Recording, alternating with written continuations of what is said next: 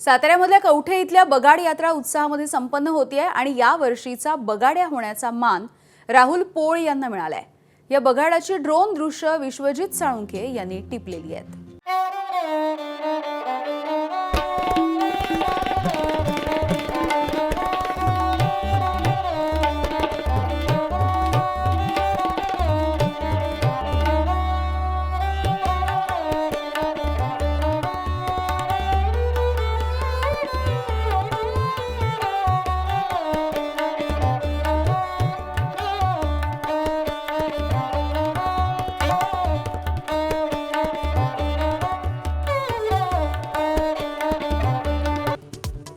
अखेर 40व्या दिवशी इराण अमेरिकेचं युद्ध थांबलं। 2 आठवड्यांसाठी हल्ले नाहीत, ट्रम्पची घोषणा।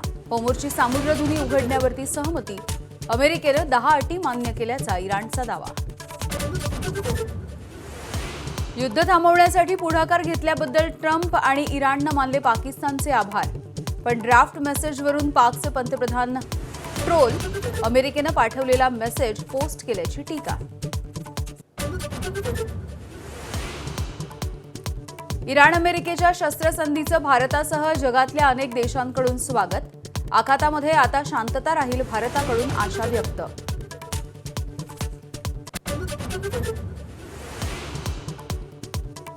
शस्त्रसंधीच्या घोषणेनंतर कच्च्या तेलाच्या दरामध्ये 20% घसरण।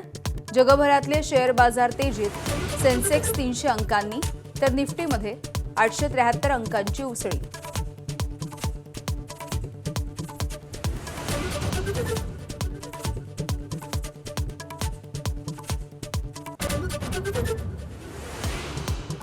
शस्त्रसंधीमध्ये लेबनॉनचा देखील समावेश। पाकिस्तानचा दावा तर इस्रायलचे लेबनॉनवरचे हल्ले सुरूच। बॉम्ब वर्षावामध्ये 8 जणांचा मृत्यू।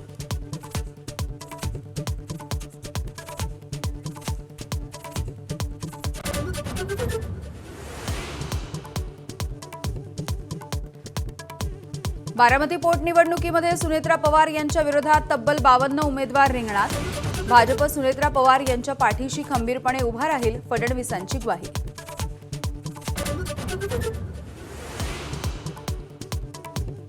सासवड ते कोंढवा दरम्यान हिंदू जन आक्रोश मोर्चा।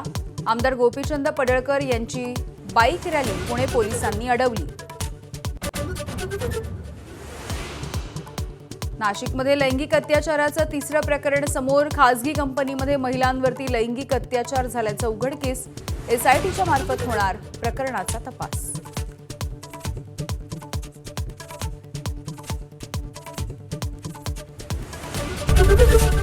एबीपी माझा, उघडा डोळे बघा नीट।